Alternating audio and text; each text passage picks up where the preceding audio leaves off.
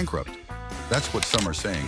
And after hearing what Diane Alexander just revealed, you might think the same. But how did Lionel Richie, a global icon with nearly 100 million albums sold, go from love ballads and endless applause to a life that now feels empty? At 76, Lionel Richie should be celebrating a legendary career. Instead, he's living with the weight of 2 explosive divorces and decades of questioning his very identity. The man who gave us Hello and All Night Long has spent years defending who he is, both as an artist and as a person. In the early 1980s, Lionel Richie made a choice that would haunt him for decades. He left the Commodores to go solo, but instead of staying in his R&B lane, he did something that shocked the music world. He started making pop music, country music, even waltzes. The reaction from the black music community was swift and brutal. Critics questioned his authenticity. They said his music wasn't black enough. They asked what a black guy was doing, writing a waltz. These weren't just random comments. This was a full attack on his racial identity. Richie grew up in Tuskegee, Alabama. He was surrounded by accomplished black professionals and historical figures. His community taught him that failure was not an option. But now his own community was turning on him. They were saying he wasn't black enough because of the music he chose to make. The criticism cut deep. Here was a man who had deep pride in his culture. He often talked about the amazing people who shaped him. People like William Dawson, who composed the Negro Folk Symphony, and Alfred Anderson, who flew Eleanor Roosevelt to prove black people could pilot aircraft.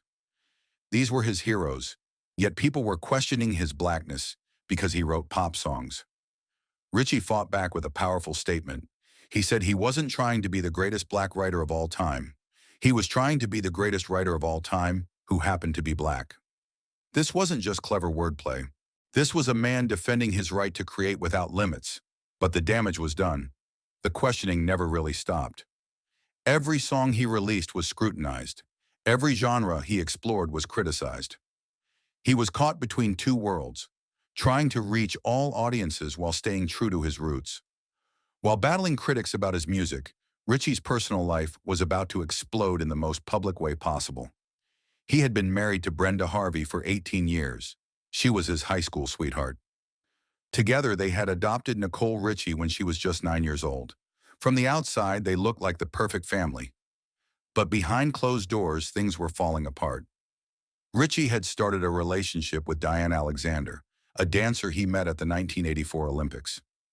The affair reportedly began as early as 1986. For 2 years, he was living a double life. On June 29, 1988, everything came crashing down. Brenda Harvey reportedly discovered Richie at Diane Alexander's Beverly Hills apartment. But this wasn't a quiet confrontation. Brenda allegedly posed as room service to get inside. What happened next shocked everyone. Neighbors heard screaming and called the police. When officers arrived, they found chaos. Brenda was allegedly striking and kicking Diane Alexander. Richie later told police that Brenda had kicked him in the stomach. Furniture was broken and strewn around the apartment. Brenda Harvey was arrested and charged with multiple crimes: corporal injury to a spouse, resisting arrest, trespassing, vandalism, battery, disturbing the peace. She was released on $5,000 bail. But the damage to Richie's reputation was permanent. This was the man known for romantic ballads like Hello and Endless Love. His image was built on being the nice guy of music, the gentleman who sang about love and devotion. In one night, that image was shattered. The media had a field day. The detail about Brenda posing as room service made the story even more sensational. It was like something out of a movie. The press coverage was relentless. Suddenly, Richie's personal drama was front-page news. The long marriage and the high school sweetheart narrative made it worse. People felt betrayed. Here was a man they trusted with their love songs, and he had been cheating on his wife for years. The scandal showed how fragile celebrity images really are. The divorce was finalized in 1993, ending their 18-year marriage. But the damage was done. His nice guy image was gone forever. After his divorce from Brenda was finalized, Richie married Diane Alexander in 1996. This was the woman at the center of his first scandal. They had 2 children together, Miles in 1994 and Sophia in 1998. For a while, it seemed like Richie had found stability, but this marriage would end up costing him more than he ever imagined. When they divorced around 2003-2004, Diane Alexander made financial demands that shocked Hollywood. She didn't just want support, she wanted to maintain what she called their extraordinary, extravagant lifestyle. Alexander claimed they had no limit on spending during their marriage. She said Richie always encouraged her spending habits. Based on this, she demanded $300,000 per month in child and spousal support. That's $3.6 million per year. The detailed breakdown of her demands showed just how extreme their lifestyle had become. She wanted $75,000 monthly just for their mansion upkeep. This included wages for 9 full-time staff members, plus additional personnel for plants, cars, pool maintenance, dog care, aquarium upkeep, and even a painter. Her personal expenses were $50,000 per month. This broke down to $15,000 for clothing and accessories, $5,000 for jewelry, $20,000 annually for plastic surgery, $3,000 monthly for dermatology, $1,000 for laser hair removal, $600 for massages. The children's expenses were equally staggering. $125,000 per year for Miles' boarding school, $15,000 for Sophia's tuition.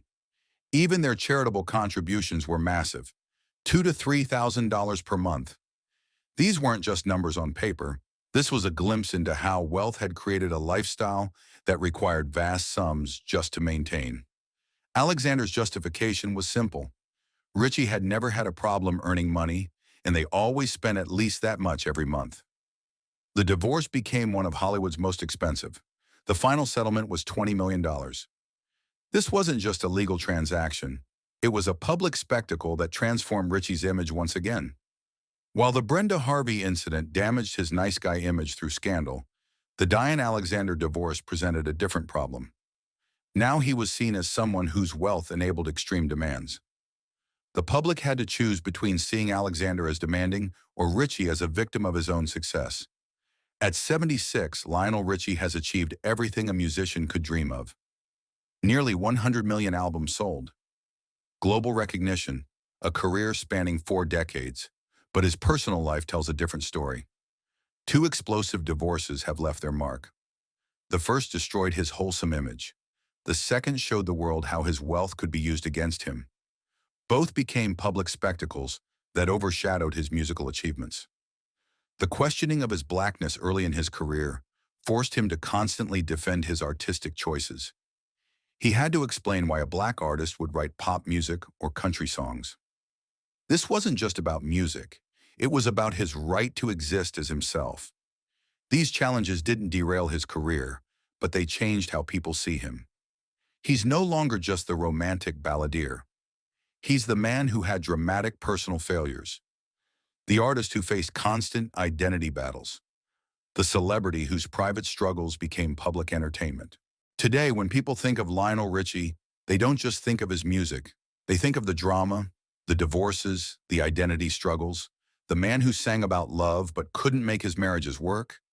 His sustained success proves his talent and ability to connect with audiences globally. But his journey shows how personal struggles can become part of a public figure's identity, sometimes even overshadowing their actual achievements. The man who wanted to be remembered as the greatest writer of all time, who happened to be black, is instead remembered as someone who survived great personal storms. His legacy is complicated by the very struggles that tested his character. At 76, Lionel Richie continues to perform.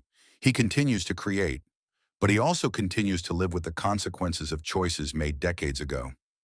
The isolation that comes from having your personal life become public property. The loneliness of being misunderstood by your own community. The weight of knowing that your scandals might be remembered as much as your songs. This is the reality for someone who achieved everything, but paid a price that money can't measure. A price measured in relationships lost, trust broken, and an identity that was constantly questioned.